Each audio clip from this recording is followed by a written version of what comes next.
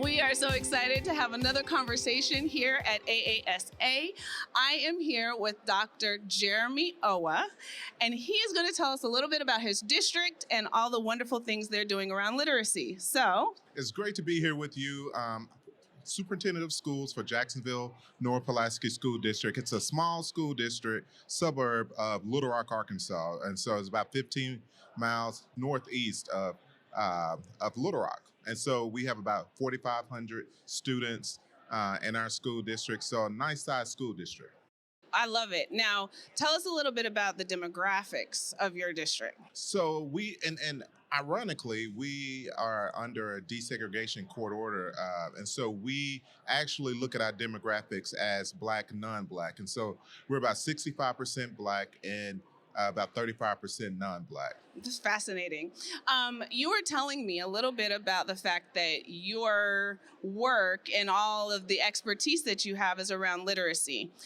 That is my jam. That is really where I am. So I would love to hear what your district is doing around literacy to help accelerate reading achievement. So this is my third year of superintendency, and actually my second time in the district. We're a new school district. We were carved out of an existing school district. And when I was there, the first time I was assistant superintendent for curriculum and instruction.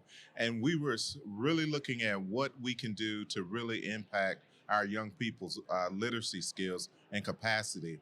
And so we started the groundwork there of hiring reading specialists and just partnering with community organizations like Our Kids Read. And they helped us during the summer to extend those literacy opportunities for our young people. So fast forward, when I came back, I met with my curriculum instruction team, and we all decided, we started to host these guiding coalitions at our district level and looking at the data, looking at the supports and resources that we were providing to our schools, and start brainstorming what we could do more. And what we realized is that our people, our staff members were really working hard during the school day, but we knew that to really make an impact on our young people's literacy skills, it's going to have to extend beyond the school day. And so we launched an initiative called Jacksonville Reads. And so we partnered with local businesses, community partners. We created creative ways, innovative ways of putting literacy in every aspect of our young people's lives. And so we put book libraries in the local banks. And so even our local printing company created stories and coloring books so that they could just give those out to young people as well. But in fact, just Tuesday night of this week, we hosted our annual community literacy night where all of our schools, local businesses, Chamber of Commerce, our local banks, they came out and really pushed how important literacy is in our young people. Then we took a step, that was 2 years ago, we took it a step further this year and said, well, what could we do more? And we started launching adult literacy classes. We started with our ESOL parents because we felt like if our parents were not equipped to be able to assist our young people when they're at home, then our young people are not getting those additional support services. So we launched that. We had a waiting list, so we expanded that program. And then we realized it goes beyond our ESOL students. And so we opened it up to just a general adult literacy program.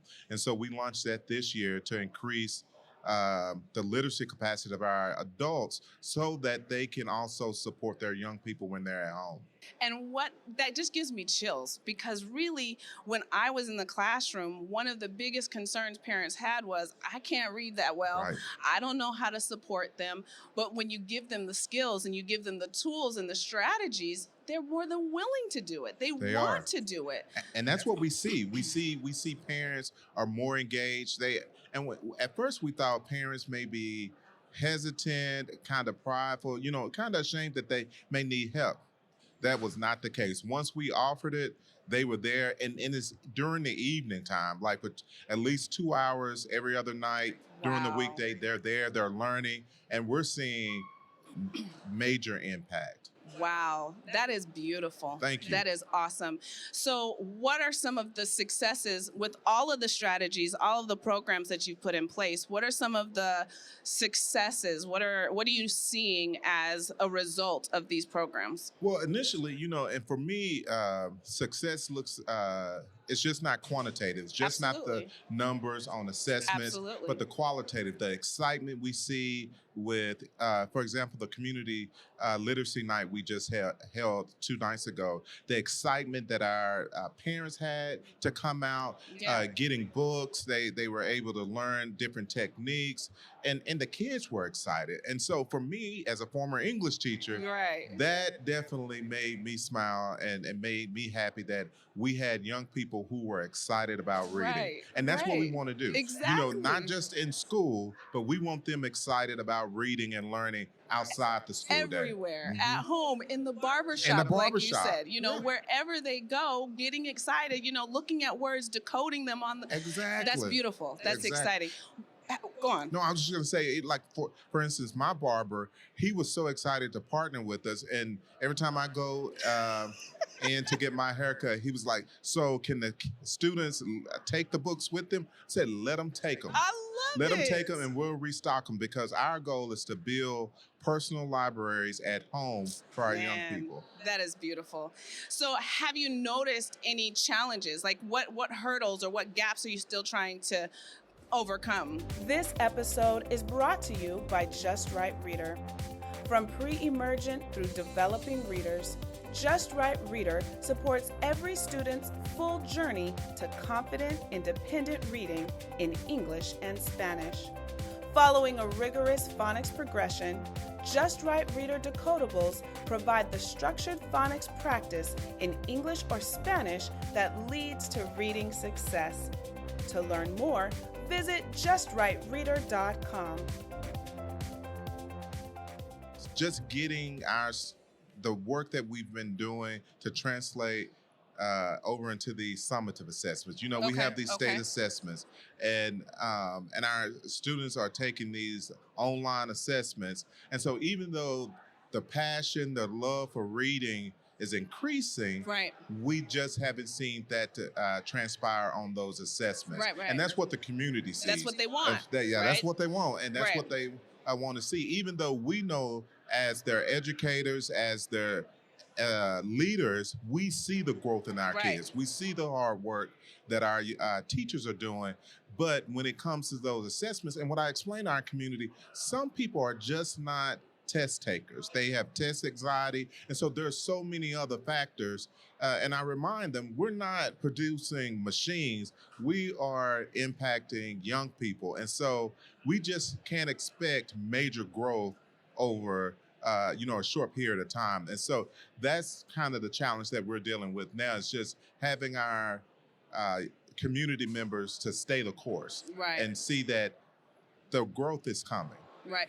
And what you're doing also by demonstrating with the community and getting that involvement, you're making the work have face. Right. Right? You're putting face to the work so that they're seeing, okay, there's work happening. Now we've got to watch and see what's going to happen. So I think Yeah. that's fantastic. That's very true. And for our young people, they see that the learning just doesn't take place when they're with us for 7-8 hours Absolutely. during the day. That learning continues even Absolutely. beyond the classroom. And we're all a community. We're all a community. It's a community effort. Yeah. Exactly. So if we talk all the time about what we can do to increase ... right?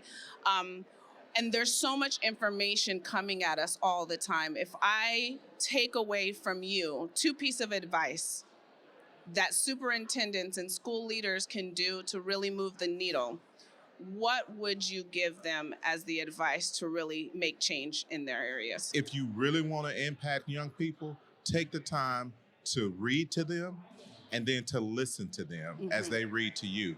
I mean, that will pay dividends. I mean, that's priceless, because so many times we think that it's such a arduous or tedious task to work on literacy skills, and it's just as easy as sitting down and reading to a young person, or having that young person read to you Yeah. on a consistent basis. Yeah. And you think about so much time. So a lot of times our young people have so much downtime. For example, in the barber shop. Hence one of the reasons we want to do that. While they're waiting, they could be reading a book. And so Absolutely. take advantage of those opportunities of reading and not force our young people to read things that we want them to read. Right. Take time to listen to them and see what they're passionate about, and then invest in those types of texts for them to read. Beautiful. Well, listen, this has been perfect. This has been awesome. Thank you you so much for taking the time to sit down and just share what you're doing, share your expertise, because together we're going to continue to move the needle, and all of the advice and the working together is going to bring it all together. So thank you so much for your time. Thank you for having me. I enjoyed it. All right, awesome. Thanks for joining us. If you found this conversation valuable, please subscribe and leave a review on your favorite podcast platform. We will see you next time on Science of Reading Leadership, guiding minds, transforming lives.